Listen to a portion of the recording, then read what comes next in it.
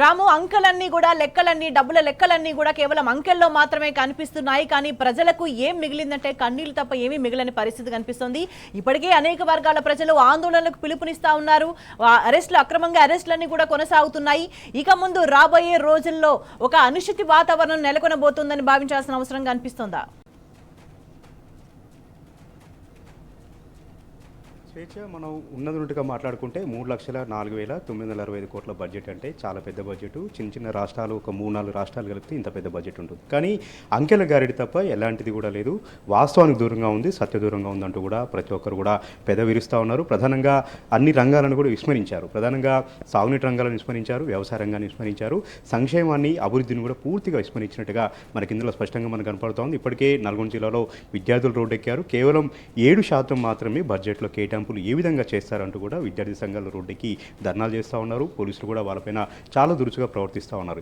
ఎందుకంటే విద్యారంగం పట్ల చాలా శ్రద్ధతో ఉండాల్సింది పోయి కేవలం 7% మాత్రమే బడ్జెట్ కేటాయించి ఇప్పటికే ఉన్నటువంటి 1023 గురుకులాల పాఠశాలలను మూసివేసే దిశగా ప్రభుత్వం ఒక కుట్ర చేస్తున్నట్టు కూడా వాళ్ళు వాపోయారు. ఈ బడ్జెట్ కేటాయింపుపై దీనికి నిదర్శనం అంటూ కూడా విద్యార్థులు వాపోతూ ఉన్నారు. మరొకవైపు సాగునీటి రంగాలకు సంబంధించి కూడా మనం ఒకసారి నల్గొండ జిల్లా చూసుకుంటే ఎస్ఎల్బీసీ మనం చూసాం. ఎస్ఎల్బీసీ పూర్తి చేస్తామని చెప్పి చాలా రకాలుగా హామీలు ఇచ్చారు, చాలా రకాలుగా వాళ్ళ ప్రచారం కూడా చేసుకున్నారు. ఈరోజు ఎస్ఎల్బీసీకి కేవలం 300 కోట్ల రూపాయలు మాత్రమే కేటాయించారు. నల్గొండ సంబంధించి డిండి ఎత్తిపోతల పథకానికి నిధులు లేవు. అదేవిధంగా ఉదయ సముద్రం ఎత్తిపోతల పథకాలకు నిధులు లేవు. మూసీ లైనింగ్ అన్నారు, అది కూడా లేదు. ధర్మారెడ్డి, పిలాయిపల్లి, బునాదగన్ కాలువలు అన్నారు, వాటికి కూడా నిధులు లేవు. నల్గొండ జిల్లాలో 2 మంత్రులు ఉండి ఎలాంటి నిధులు సాధించారు, ఎందుకు అన్నిటి కూడా విస్మరించారనేటువంటి ప్రశ్న ప్రతి ఒక్కరు కూడా తలెత్తా ఉంది. అన్ని వర్గాల నుంచి కూడా వ్యతిరేకత వ్యక్తమవుతుంది, అన్ని వర్గాల నుంచి కూడా తిరుగుబాటు వ్యక్తమవుతోంది. వీటన్నిటిని అంచివేసేందుకు పోలీస్ శాఖని పూచిగా చూపిస్తూ ఉన్నారు. పోలీస్ శాఖను ముందర పెట్టుకొని వారందరినీ కూడా ఎవరు ప్రశ్నిస్తే వారిపైన కేసులు పెట్టడం, దాడులు చేయడం, నిర్బంధించడం అనేది పరిపాటిగా మారిపోయింది. మనం మొన్ననే చూసాం. జిల్లాకు సంబంధించినటువంటి మాజీ మంత్రి సూర్యాపేట ఎమ్మెల్యే జగదీష్ రెడ్డి రైతాంగ సమస్యల గురించి మాట్లాడితే ఆయన అకారణంగా బడ్జెట్ సమావేశం నుంచి సస్పెండ్ చేశారు.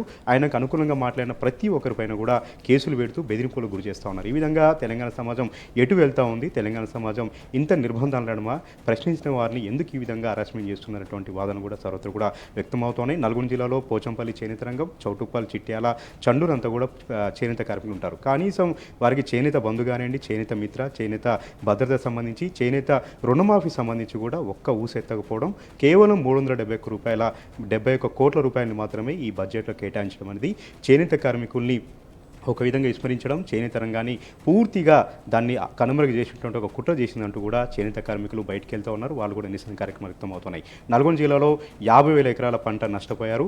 ఎకరానికి 40,000 రూపాయలు పెట్టుబడి పెట్టారు. కనీసం ఎకరానికి 15,000 రూపాయలన్నా కేటాయిస్తారేమో, ప్రకటిస్తారేమో అటువంటి చాలా ఆశతో రైతులను ఎదురు చూశారు. కానీ ఎండిపోయినటువంటి పంటల గురించి అవహేళనగా మాట్లాడారు తప్పించి ఎండిపోయినటువంటి నష్టపోయినటువంటి రైతుల గురించి ఏ ఒక్క మంత్రి కూడా బడ్జెట్లు కూడా ప్రస్తావించకపోవడం అనేది కూడా ఆశనిపాతంగా మారింది. రైతన్నలు మరొకసారి నిరుత్సాహానికి గురయ్యారు. ఈ విధంగా చెప్పుకుంటూ పోతే నల్గొండ జిల్లాలో ఎలాంటి ఆశలు లేవు, ఎలాంటి బడ్జెట్ కేటాయింపులు లేవు, ఎలాంటి నిధులు లేవు. కేవలం పేపర్ల మీద మాత్రమే తూతు మంత్రంగా 3,04,960 కోట్లను ప్రకటించారు. కానీ నల్గొండ జిల్లాకు దక్కింది మాత్రం శూన్యమని చెప్పాలి. నల్గొండ జిల్లాకు మరొకసారి మొండి చేయి చూపారని చెప్పాలి. అన్ని వర్గాలను మోసం చేశారని చెప్పాలి. ఎక్కడికి వెళ్ళినా కూడా ప్రభుత్వం యొక్క వ్యతిరేకత అనేది మనం స్పష్టమవుతున్న నేపథ్యంలో మసిబూసి మారేగా చేసేలాగా అంకెల గారెడితో ప్రజల్ని మభ్యపెట్టే ప్రయత్నం చేశారని కూడా చెప్పాలి. రైతన్నలను మోసం చేశారు, చేనేత కార్మికులను మోసం చేశారు, విద్యార్థులను మోసం చేశారు. ఇక గురుకులాలను అయితే పూర్తిగా కనుమరుగు చేసే కుట్ర చేశారు. మైనార్టీ సంక్షేమం గురించి మనం కూడా చూసుకుంటే కేవలం 5,000 కోట్లు కేటాయించారు. కేసీఆర్ గారి ప్రభుత్వంలో దాదాపు 20,000 కోట్లను కేటాయించి మైనార్టీలకు ఒక స్వర్ణయుగం లాగా ఉండేది. కానీ మైనార్టీలను మర్చారు, విద్యా వ్యవస్థను మర్చారు, చేనేత కార్మికులను మర్చారు.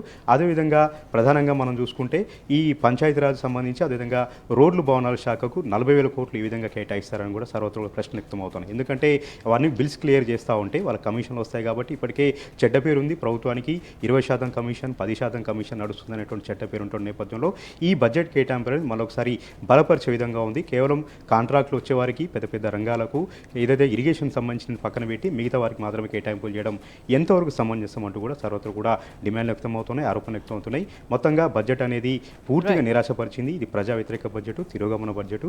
ఈ బడ్జెట్ అంతా కూడా మోసం చేసేలాగా ఉందంటూ కూడా విరుస్తూ ఉన్నారు.